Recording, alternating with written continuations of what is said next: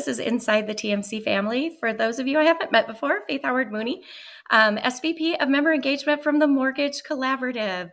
And I am so lucky today. I have with me Rich Weidel, who is the CEO of Princeton Mortgage. Thank you for doing this with me, Rich. Oh, it's my pleasure, Faith. Yeah. So share with us before we get started here and talk with you a little bit personally, share with us a little bit about Princeton and who you are and what your culture is. Sure. So Princeton's a national lender based out of the East Coast. Was started in 1983 on the second floor of a real estate office. So we really got our roots working inside of real estate companies. I joined in 2018 to really grow it from a regional leader or lender to a national lender. And we've been doing it by focusing on being very entrepreneurial, scrappy, making sure that we're treating our customers well and trying to provide more flexibility and optionality to loan originators. Yeah. And all of those things are extremely important in the environment that we're in right now, for sure. That scrappiness, I think, probably plays well for you, you and your team. Yeah, I think that's right. I mean, in this market, we realized that we were in a down cycle or a declining interest rate environment for 40 years in the mortgage business, where if you just did what everybody else did, you made money. And that's as originators, as mortgage companies. And now we're looking at kind of conventional wisdom doesn't work anymore. And so we've had the benefit of being sort of in the midst of a full rebuild. And we've been able to ask ourselves, if you were to design a mortgage company that could thrive today, what would it look like? And we're pretty close to that and approaching it every day. Yeah. And it's different than what it It is was different. before, which I think is sometimes really good, even though it's hard at times. Yeah. Let's talk a little bit about you. We've never had the conversation of kind of like who is Rich and kind of where you came from. So we're going to do that today. So share with me what your first job ever was. My first job ever was working at a dairy farm down the street. And I loved it. They wouldn't even let me milk cows. I couldn't start there. I had to run the feed grinders. And then I started milking cows and got into all that. But it was really a foundational experience for me because when you're in farming, there's nobody to call to help you. You just have to get it done. And it doesn't matter if the milk pump broke and the grinder jammed up and the tractor won't start and the water lines are frozen. You have the animals that you have to take care of and get the job done. And so um, it, I find myself looking back to those experiences a lot, which was sort of that self-reliance of just, hey, I don't know the answer, but I have to figure this out. And there's nobody coming to help you. You just got to get the job done. That is fantastic. I'm an Iowa farm girl myself, but grew up. Crops or beef or what? It was sheep and pigs, Oh, um, yeah.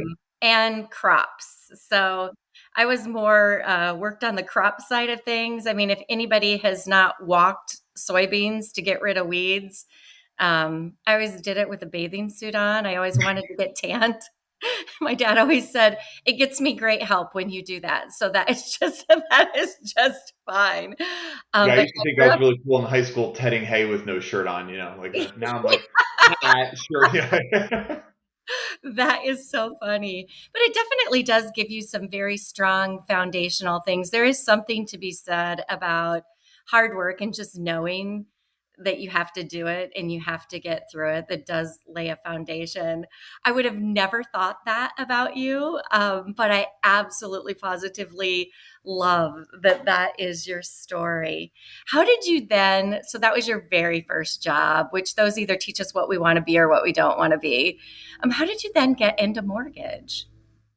So actually, my dad was a real estate broker, so I kind of had experience with that. He Okay. farmed and he owned a real estate brokerage, um, and I raised about 60 beef cows, and so I sold those cows my senior year in high school. I bought a little multifamily with the money from that, and that became sort of getting going in real estate.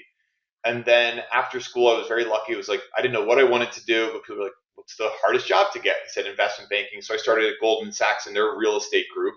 Mm, I'd gone to school for ag business, but wound up doing traditional M&A work and IPO. I found it relatively boring, so within about 6 months, I transferred down to the mortgage-backed security desk, and so we were buying residential mortgages, originating commercial mortgages, putting securitization together, and so that's kind of how I fell into mortgages. This was around the 2008 crisis. I was kind of not cut out for working at a really big bank. I think I was just a little too entrepreneurial for it, so I then met somebody that had defaulted on about $600 million of commercial mortgages to PNC and Wells, and joined him down in Florida to do the workouts. And so to really, okay, how do we recapitalize the debt? How do we restructure it? And since I knew the sort of debt covenants, I wound up on the developer side, but working on debt. And that's when I really fell in love with building. And that was a turnaround job. And I was like, oh, this is really cool. So then that kind of, I went and did raise money, and I was buying distressed shopping centers. And then the opportunity at Princeton Mortgage, which was kind of it had ran its life cycle.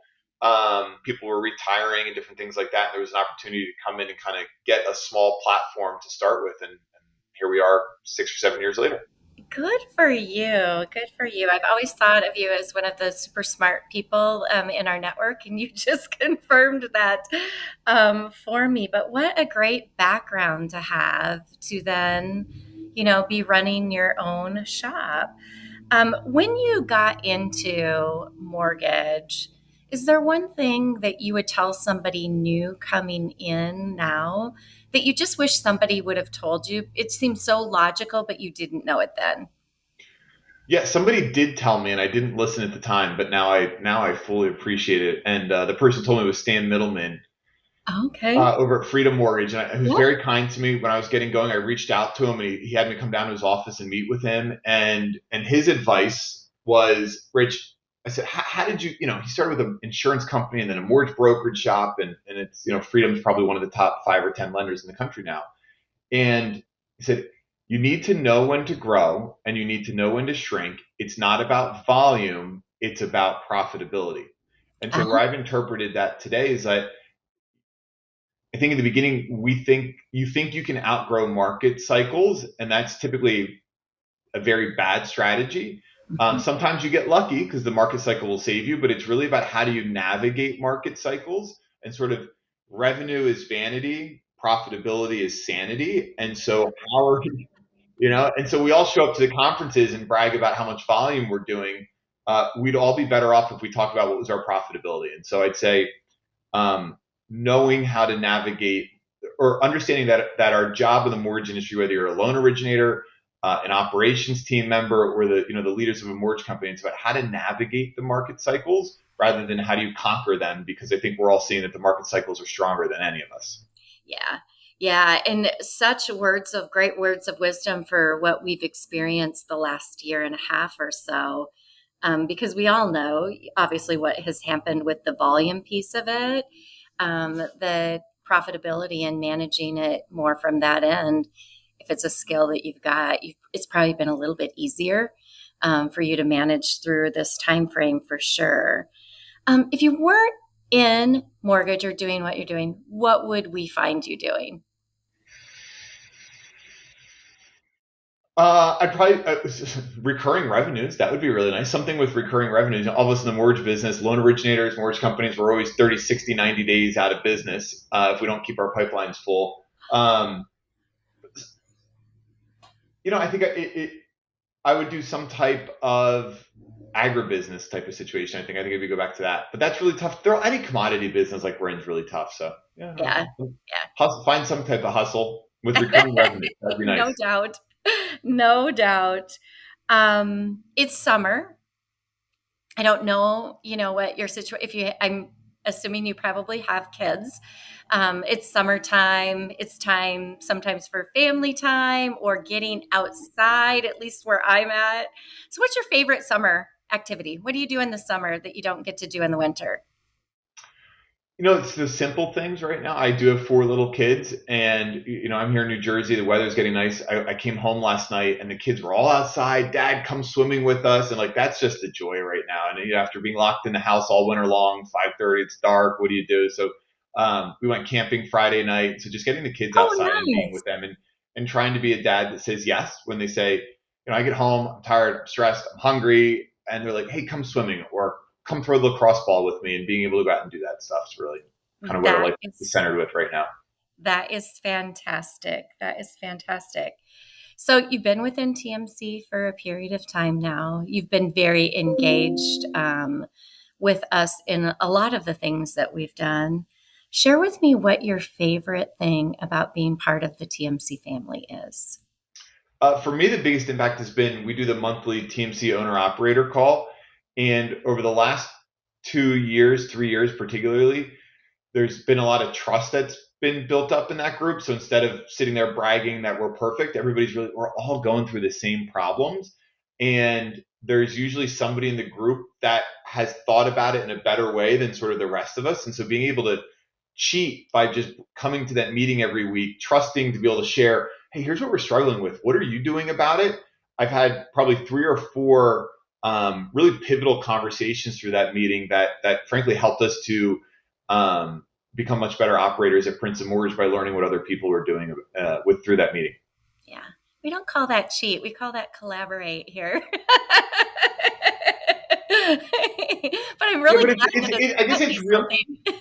it's real collaboration, which I think is nice in terms of there's trust in that group that people are willing to be There vulnerable with is. the issues that they're experiencing, and um, and that's been really helpful. And I think it's a special culture that's been built within TMC where there's a pretty high level of trust, and it seems to be you're attracting the good operators and the honest operators that just kind of want to figure it out and do a good job and learn from each other. And so I've enjoyed that very much and happy to be a part of it. That is always our goal. And that group is a very, very special group of people for sure. And one that we love very, very much. I appreciate you doing this with me. This has been a lot of fun. It's been nice to get to know you a little bit better. The thing we appreciate most about you, though, is exactly what you shared you love getting from others. You not only take away things that are important for you, you are a big giver. And we appreciate that about you. So thanks for doing this with me. Hey, my pleasure. One hand washes the other. Faith, I appreciate you and TMC, and thanks for having me on today. You are welcome. Have a great day.